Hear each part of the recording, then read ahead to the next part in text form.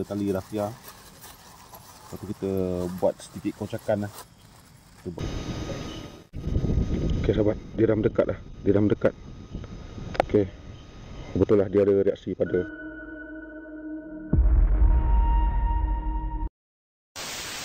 Sahabat, hari ni saya nak pergi ke tempat biasa. Kita nak bagi buaya makan lah kiranya kan. So kita akan buat eksperimen. Kita akan kocakkan air. So sekarang ni air dia pasang lah.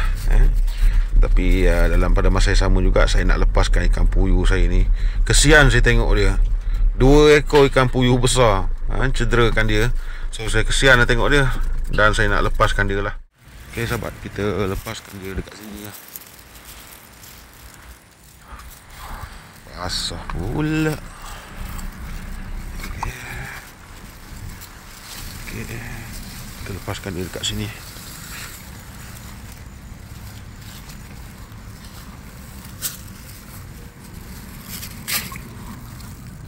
Ni dia sahabat.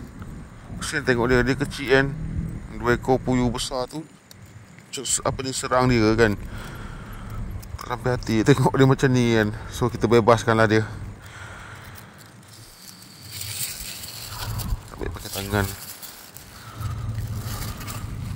Okay. Aku hiduplah di alam liar ni. Okay, tengok dia buat kali terakhir. Ni dia. Nampak tu mulut dia habis. Mulut dia, ekor dia pun habis juga. Okay. Ya.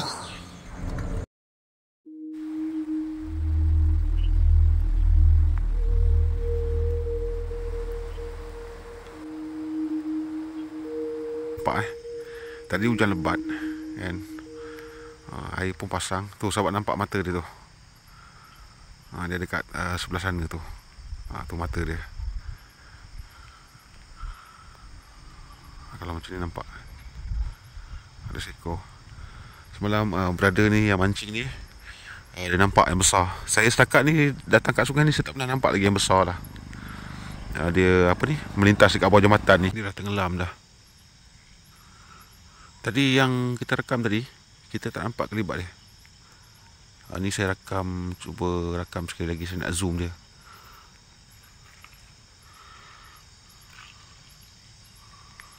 Okay, dia dah timbul. Kita cuba zoom dia. Okay, sahabat nampak? Itu mata dia. Mata buaya. So hari ni kita nak buat eksperimen. Kita letak seketul daging ayam. Kita ikat pada tali. Lepas tu kita kocakkan air. Tengok dia tertarik ataupun tidak lah. Okay. Dia ni. Sebelah sini tak nampak. Kita cuma nampak yang ni ya. Untuk kita buat eksperimen sahabat, kita takkan guna kamera ni. Kita akan gunakan kamera infrared lah. Kalau kita guna kamera ni dah automatik kita guna lampu suluh kan. So kita guna kamera infrared lah. Okay sahabat, dekat sini kita ada peha ayam. Seketul cukup lah. Lepas tu kita ikat pada tali rafia. Lepas tu kita buat sedikit kocakan lah. Kita buat eksperimen. Nak tengok dia tertarik ataupun tidak lah.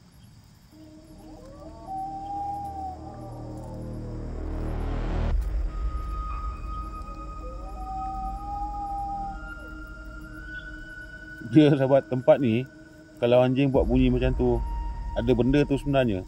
Dan jambatan ni pun memang ada benda pun. Orang cakap jangan tegur kan. Tapi saya nak cerita pada sahabat-sahabat, jambatan ni dia ada cerita dia lah. Kita buat kerja kita kan. So kita kacau dia. Dia macam tu lah bunyi dia. Sebelum ni pun memang ada dengar bunyi bukan-bukan juga dekat hutan tu. Cuma saya tak rakam, kita bukan paranormal kan. Kita fokus pada hidupan liar. Untuk educate sahabat-sahabat.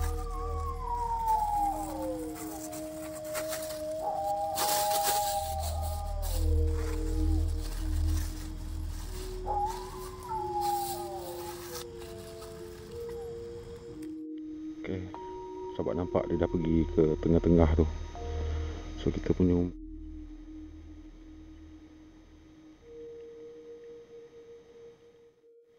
Hujan makin lebat sahabat. Aduh. Yang ni maintain lagi dekat tempat dia tadi tu.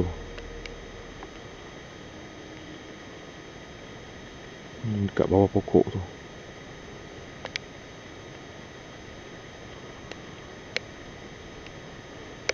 Kita cuba kocakkan lagi.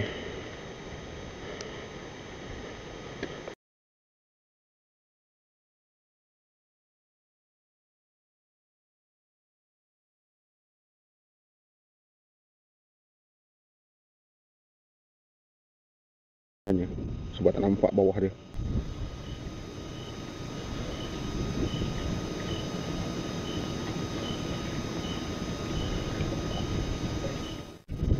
Okey sahabat, dia dah mendekat dah. Dia dah mendekat. Okey. Betul lah dia ada reaksi pada ni lah. Pada kocakan air. Nampak? Okey. Dia dah dekat dah. Siapa tak, Dek? Entah. Ketuk, kita ketuk. Alah. Okey. Bawah tu. Sekarang dia dekat bawah sahabat. Betul dia orang ada reaksi pada pergerakan air. Alam menggigit tali. Tok. Okey sahabat, saya rasa setakat ni saja. Hujan pun makin lebat ni sebenarnya. Dia nampak dekat skrin ni nampak macam tak lebat tapi sebenarnya lebat. Aduh.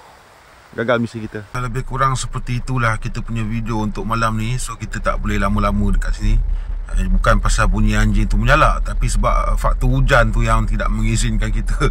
Dan saya ni takkan guna baju hujan, takkan guna payung kan. Saya lebih selesa kalau kita free macam ni, baru kita sempoi buat kerja lah. Jadi setakat ni video kita. Nanti kita sambung balik kita punya ni video kita dekat rumah. Sebab ada sahabat kita yang tanya ada berapa spesies buaya dekat Malaysia ni. Jadi saya akan kongsikan kepada sahabat dekat Malaysia ni ada berapa spesies sebenarnya buaya dekat Malaysia ni kan. Yang kita tahu buaya jejulung dan juga buaya air masin lah. Kadang-kadang buaya air masin ni diikut tempat. Ada orang panggil dia buaya muara, ada panggil dia buaya tembaga. Sebenarnya daripada spesies yang sama. Tetapi yang orang tidak tahu, dekat Malaysia ni kita ada lebih kurang 4 spesies buaya sebenarnya. Nanti saya ceritakan dengan lebih detail lagi, dengan lebih lanjut lagi dekat rumah nanti lah. Okay sahabat, hujan pun lebat ni. Alright, kita sambung kita punya video dekat rumah lah. Mungkin agak kurang menarik juga pasal kita tak buat aktiviti outdoor kan.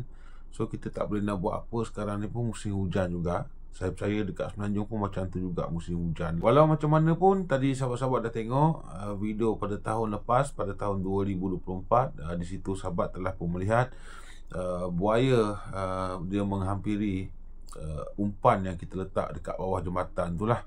So buaya ni sebenarnya dia tertarik kepada kocakan yang kita buat tu lah. Jadi kalau sahabat-sahabat memancing dengan menggunakan bot ni, kalau boleh guna bot yang besar lah, jangan guna bot yang kecil. Sebab sangat berisiko sekali. So kalau dekat Sarawak ni, termasuk dekat Semenanjung, masa saya ada page Facebook tu, sebelum saya padam saya punya account tu pasal tak boleh nak demonetize. Jadi saya padam, saya ambil keputusan untuk padam page Facebook saya itulah. So sekarang ni saya lebih memilih untuk berkongsi tentang reptilia ni, itu buaya ni dekat platform YouTube saja. Jadi dekat Facebook tu adalah seorang abang umur sekitar 50-an. Dia pernah komen juga dekat situ dan dia pernah hantar gambar pada saya juga ketika dia punya bot ataupun perahu itu digigit oleh buaya di Sungai Kuantan, Pahang lah.